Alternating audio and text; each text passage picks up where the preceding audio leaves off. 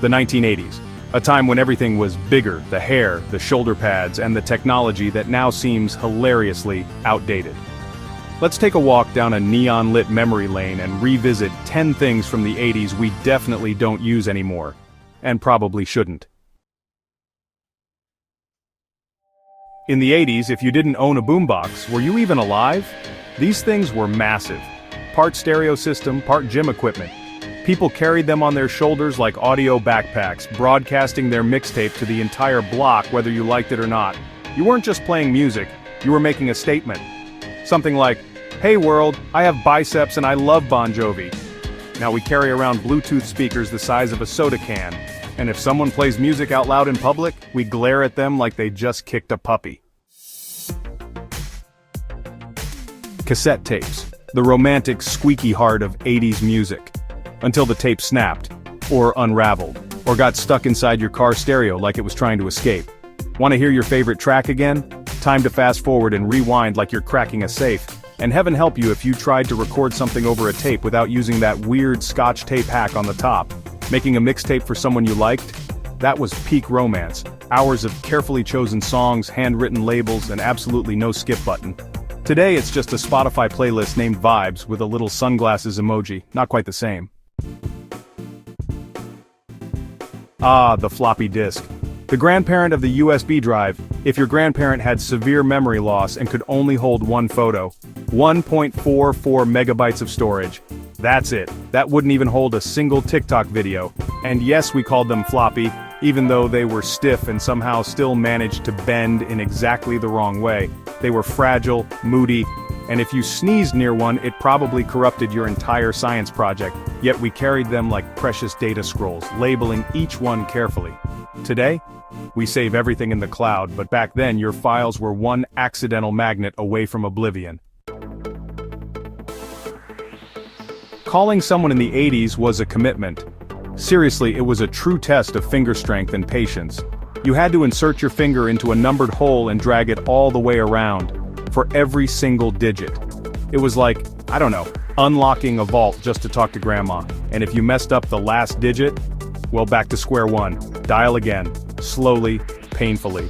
Need to call someone with a lot of 9s or 0s in their number? Congratulations, you'll be there all day. And oh yeah, no caller ID either. Every call was basically a game of guess who. These days, if a number isn't saved in our phone, we'd honestly rather eat glass than pick up. Before streaming, we had VHS. Thick plastic bricks that let you watch your favorite movie if it hadn't already been watched 100 times and turned fuzzy. And let's not forget the infamous "Please Rewind" sticker. If you dared to return a tape to Blockbuster without rewinding it, you were charged a fee and silently judged by the staff. And tracking? Oh, the tracking.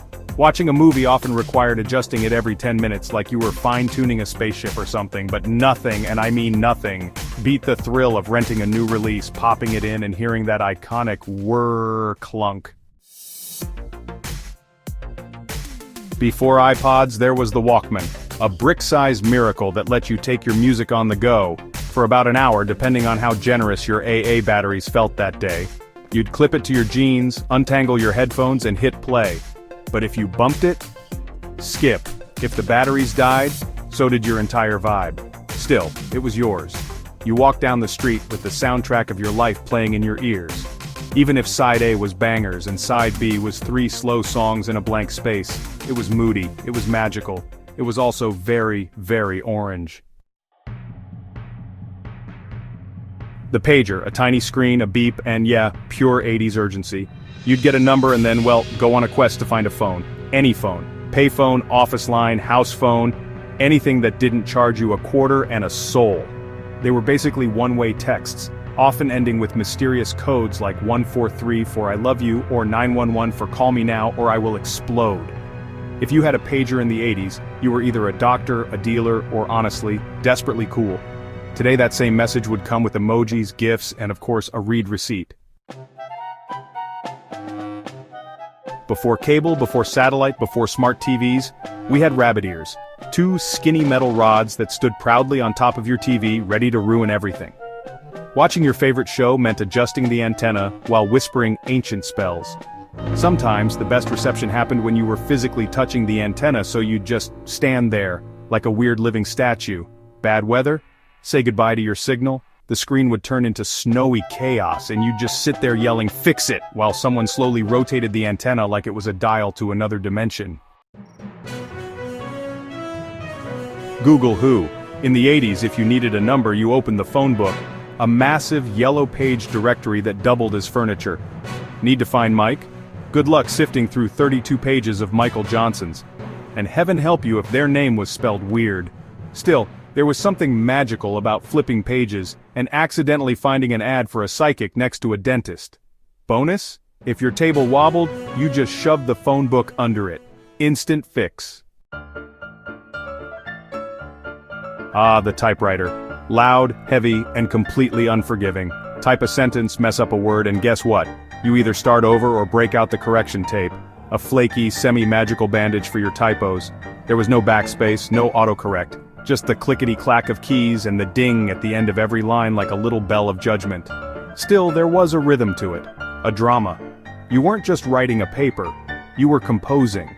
Like Hemingway, if Hemingway also had to yell at his ink ribbon for jamming every 5 minutes. So, while we've upgraded, streamlined, and digitized everything, some of these clunky 80s relics still hold a weird place in our hearts. Which one do you secretly miss? Let us know. No floppy disk required. Thanks for watching, and don't forget to like and subscribe for more nostalgia-fueled fun.